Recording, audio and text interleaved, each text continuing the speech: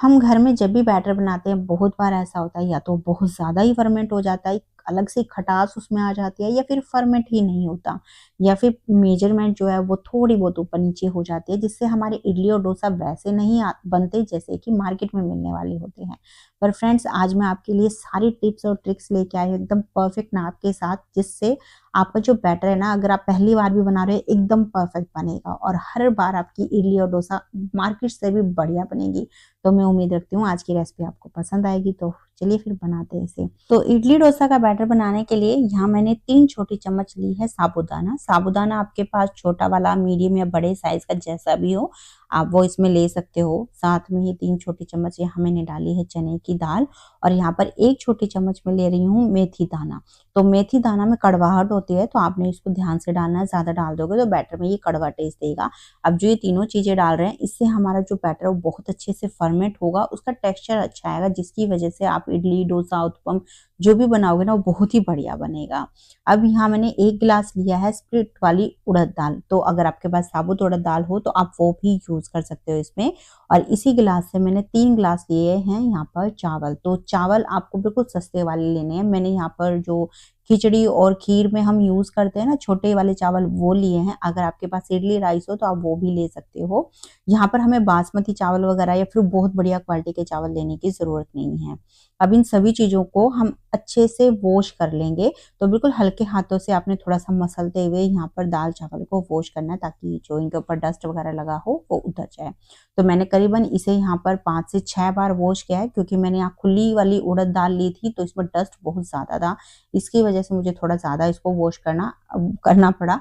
अगर आप पैकेट वाली लेते हो तो हो सकता है आपको थोड़ा सा कम वॉश करना पड़े। तो अब इन सारी चीजों को अच्छे से यहाँ पर वॉश करने के बाद इसमें हम पानी डालेंगे और इसे ढक कर हम कम से कम 4 से 5 घंटे के लिए रख देंगे। अगर आपके पास ज्यादा समय है तो आप पूरी रात के लिए भी इसको रख सकते हो। यहाँ पर हमें ध्यान रखना है, दाल चावलों को अच्छे से भिगोना है। जितना ज्यादा अच्छे से भिगोएंगे दाल चावल हमारे पीसने में हमें उतनी ही आसानी होगी। तो मैंने करीबन इसे 4 से 4.5 घंटे के पास ही रखा था। अभी जो दाल चावल है फूल कर नरम हो गया। इसको चेक करने का सिंपल तरीका है, आप दाल चावलों को थोड़ा सा दबाओगे या नाखून से तोड़ोगे ना तो बहुत आराम से ये टूट जाएंगे। तो जितना आसानी से अगर दाल चावल टूटता है ना, इसका मतलब उतना ही बढ़िया आपने उसको भिगोया है। अगर वो नहीं टूटते हैं दाल चावल आपके दबाने से भी, तो आपको ध्यान रखना है उसको आपने फिर भिगोकर ऐसे ही रहने देना है थोड़ी देर के लिए। और तो अभी इनको हमें पीसना है। तो उसके लिए यहाँ मैंने एक मिक्सी का जार ले लिया है।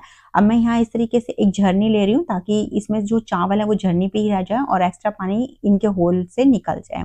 आप चाहो तो यहाँ पर सारे जो दाल चावल है उसको छान भी सकते हो। अब एक बैच में जितने भी आपके जार में दाल चावल आते हैं उतने आपने इसमें डाल देने हैं। और साथ में जो ये पानी है ना, इसको फेंकना नहीं है। अब इसको हम पीसने में यूज करेंगे। तो यहाँ पर मैंने पहले बैच को पीसने के लिए करीबन 1/3 कप के आसपास पानी यूज किया था। तो आपने ध्यान रखना है कम से कम पानी डालना है। बस इतना ही हमें पानी यहाँ पर यूज करना है कि जो आपके दाल चावल है वो अच्छे से पिस जाए, और मतलब आपकी जो मिक्सी है ना उसको ज्यादा लोड ना पड़े। बस यहाँ पर एक्स्ट्रा पानी आपने बिल्कुल भी नहीं डालना है। तो ये आपने जरूर ध्यान रखना है। तो मैं इस तरीके से यहाँ पर थोड़ा थोड़ा पानी डालकर एक बार ये सारे जो दाल चावल है उनको पीस लेती हूँ, फिर मैं आगे आपको दिखाऊंगी। तो अभी जैसे आप देख रहे हो मैं दाल चावलों को पीसती जा रही हूँ, और यहाँ मैं इस तरीके से कढ़ाई में डालती जा रही हूँ। और दाल चावल का जो टेक्सचर है वो आप देख ही रहे हो, इस तरीके का एक रिबन कंसिस्टेंसी जैसा हमारा जो बैटर है ये बनना चाहिए।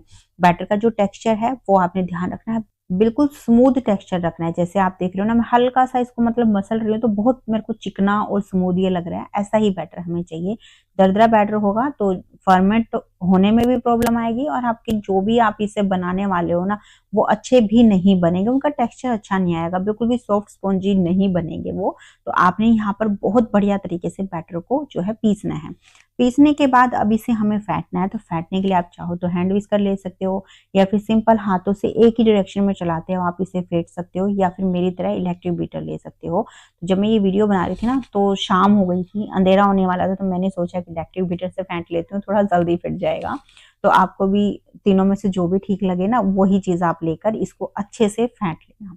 तो मैंने करीबन इसे 5 मिनट के आसपास फेंटा। अगर आप हाथों से फेंटोगे तो करीबन 8 से 9 मिनट आपको लग जाएगी। हैंड विस्कर से भी सेम इतना ही टाइम लगेगा। तो बैटर को देखकर ही आपको अंदाजा लग गया होगा, पहले से थोड़ा सा हल्का हो गया, फ्लफी भी हो गया। फिर भी आप चाहो तो उसको चेक कर सकते हो। उसके लिए सिंपल आपने थोड़ा सा बैटर लेना है और पानी के अंदर डालना है। अगर ये पानी के ऊपर फ्लोट कर रहा है, इसका मतलब आपने बहुत अच्छे से बैटर को यहाँ फेंट लिया, फिर आपको और फेंटने की जरूरत नहीं है। तो जितना अच्छे से आप फेंट के यहाँ पर फर्मेंट करोगे ना बैटर को, उतना ही ज्यादा ये हल्का होगा और जो भी आप इससे बनाने वाले हो बहुत ही ज्यादा आपको हल्के फील होंगे और सॉफ्ट और स्पॉन्जी तो वो बनेंगे ही। तो बस अब यहाँ पर इसको हमें फर्मेंट होने के लिए रखना है। तो अगर आपके पास एक बड़ा बर्तन हो तो आप बड़े बर्तन में सारा जो बैटर है वो डाल के रखना, पर मेरे पास कोई बड़ा बर्तन नहीं था, इसलिए मैंने यहाँ पर इसको 2 पार्ट में डिवाइड कर लिया, क्योंकि जब हम बैटर को फर्मेंट होने के लिए रखेंगे ना तो ये अपने साइज से फूल के दोगुना तिगुना हो जाता है, ये आपने जरूर ध्यान रखना है। तो बस अब इसे ढक कर हमें गर्म जगह पे रख देना है। अगर आपके किचन में धूप आती है तो आप उस तरफ इसे रख देना, या फिर चावल और आटे के जो कंटेनर होते हैं उसमें भी आप रख सकते हो, उसमें बहुत अच्छे से ये फर्मेंट हो जाता है। ड्रोर में भी रख सकते हो कोई, या फिर सिंपल टॉवल से या किसी गर्म कपड़े से इसे कवर करके आप रख देना, तो भी अच्छे से फर्मेंट हो जाता है। तो इसके जो फर्मेंट का टाइम है वो डिपेंड करता है आपके वेदर के ऊपर। अगर आपके यहाँ पर ठंड है तो इसे 12 से 14 घंटे आराम से लग जाएंगे। अगर गर्मी ज्यादा है तो 2 से 3 घंटे में भी अच्छे से फर्मेंट हो जाता है। आप करीबन 2 से 2.5 घंटे बाद इसको चेक कर लेना। अगर आपके यहाँ हमारे जैसा वेदर, अभी थोड़ी सी ठंडी और गर्मी दोनों चल रही है, अजीब ही वेदर हो रहा है, तो फिर इसको आप 7 से 8 घंटे भी लग सकते हैं। तो मुझे करीबन 8 घंटे लगे और आप 8 घंटे के बाद जो बैटर आप देख ही रहे हो कितना बढ़िया तरीके से फर्मेंट हुआ है, बहुत अच्छे से फूल गया, कितनी बढ़िया इसमें जाली आई है और आप देख ही रहे हो बिल्कुल हल्का सा बैटर बना है। इसी से आप अंदाजा लगा सकते हो कि जो भी आप इसे उत्पम, अपम, डोसा, इडली बनाओगे वो कितना बढ़िया बनने वाले हैं। तो अभी यहाँ पर बैटर में अगर हल्की हल्की सी खटास है, यानी ये जो बैटर है अभी अच्छे से फर्मेंट हुआ, बिल्कुल परफेक्ट है। आप इसे 3 से 4 दिन के लिए जो है ना फ्रिज में रखकर यूज कर सकते हो। अगर ज्यादा खटास आ रही है इसमें से आपको, तो इसका मतलब आपका जो बैटर है वो ज्यादा फर्मेंट हो गया है, तो आप उसे 2 दिन में खत्म कर देना। तो अब जो ये बैटर है इसमें से मैंने थोड़ा सा बैटर अलग से निकाल लिया और बाकी का जो बैटर है उसे मैं फ्रिज में रख दूंगी। तो जो ये बैटर हमने निकाला है इसी बैटर से मैं आपको इडली भी बना के दिखाने वाली हूँ। तो इस बैटर के अंदर यहाँ मैंने टेस्ट के हिसाब से नमक डाला है, साथ में ही 1/4 छोटी चम्मच बेकिंग सोडा डाला है। बेकिंग सोडा डालने से जो इडली है वो और भी ज्यादा स्पॉन्जी बनेगी, ऐसे नहीं भी डालेंगे तो चल जाएगा। अब यहाँ पर मैं तो सिंपल 2 ही चीजें यहाँ पर ऐड करने वाली हूँ। आप चाहो तो यहाँ पर हरी मिर्ची, धनिया भी डाल सकते हो, या फिर कोई और सब्जी भी इसमें बारीक कद्दूकस करके डाल सकते हो, वो भी बहुत बढ़िया लगेगी। तो इसको अच्छे से एक ही डायरेक्शन में चलाते हुए हम हल्के हाथों से मिक्स कर लेंगे। मिक्स करने के बाद बैटर की जो कंसिस्टेंसी आप चेक कर सकते हो, इस तरीके का थोड़ा सा रिबन कंसिस्टेंसी वाला हमें ये बैटर रखना है। अगर आपका बैटर थोड़ा ज्यादा गाढ़ा है तो हल्का सा आप उसमें पानी डालकर जो उसकी कंसिस्टेंसी है उसको एडजस्ट करने। मिक्स करने के बाद अब यहाँ पर मैंने इडली के मोल्ड लिए हैं, आप सिंपल किसी कटोरी में या फिर थाली वगैरह में भी इसको बना सकते हो।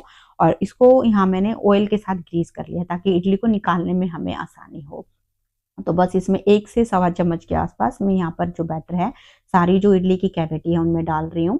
और इनको डालने के बाद अब इसे हमें स्टीम करना है। तो उसके लिए मैंने पहले से ही यहाँ पर कढ़ाई के अंदर 1 से 1.5 गिलास पानी गर्म होने के लिए रख दिया था। तो अब जो इडली के मोल्ड है इसके अंदर रखेंगे और उसके बाद अब इसे हम ढक कर कम से कम 10 से 12 मिनट के लिए मीडियम टू हाई फ्लेम पे स्टीम कर लेंगे। 12 से 13 मिनट स्टीम करने के बाद आप देख रहे हो इडली बहुत अच्छे से यहाँ पे स्टीम हो गई है। इसको देखने से ही आपको अंदाजा लग गया होगा कि इडली बहुत अच्छे से स्टीम हो गई है, फिर भी एक बार चेक जरूर कर लेंगे इसको। तो उसके लिए आप कोई भी नाइफ या टूथपिक इसके अंदर डाल के देखना, अगर नाइफ या टूथपिक पे बैटर लगा हुआ है तो इसका मतलब इडली अच्छे से स्टीम नहीं हुई है, तो आप उसे ढककर फिर से 3-4 मिनट के लिए स्टीम कर लेना। पर यहाँ इडली बहुत अच्छे से स्टीम हो गई है, तो बस आंच को बंद कर देंगे और इसे निकाल लेंगे और बिल्कुल अच्छे से ठंडा होने देंगे। गरम गरम में इडली बिल्कुल भी नहीं निकालनी है फ्रेंड्स, नहीं तो वो टूट जाएंगी। तो यहाँ पर इडली को निकालने वाली जो क्लिप है फ्रेंड्स वो गलती से रिकॉर्ड नहीं हुई है, तो उसको मैं कभी और किसी वीडियो में आपको दिखा दूंगी। तो बस ये हमारी जो इडली है बिल्कुल तैयार हो गई है और इडली को आप देखिए कितनी बढ़िया बनी है, एकदम सॉफ्ट स्पॉन्जी और जालीदार इडली बनी है। मेरे दबाने से ही आपको अंदाजा लग गया होगा और देखने से भी पता चल रहा है कि कितनी बढ़िया इडली बनती है इस बैटर से। तो आप इससे इडली, डोसा, उत्पम, अपम जो भी बनाओगे ना वो बहुत ही ज्यादा बढ़िया सॉफ्ट स्पॉन्जी और जालीदार बनेगा। तो इस बैटर को आप जरूर बनाना और बनाने के बाद अपना फीडबैक मेरे साथ शेयर करना बिल्कुल मत भूलना। मैं उम्मीद रखती हूँ फ्रेंड्स आज की रेसिपी आपको अच्छी लगी है, पसंद आई तो प्लीज लाइक करना, शेयर भी कर देना और साथ में ही चैनल को सब्सक्राइब भी कर लेना। तो चलिए फिर मिलते हैं आपसे एक नई रेसिपी के साथ में।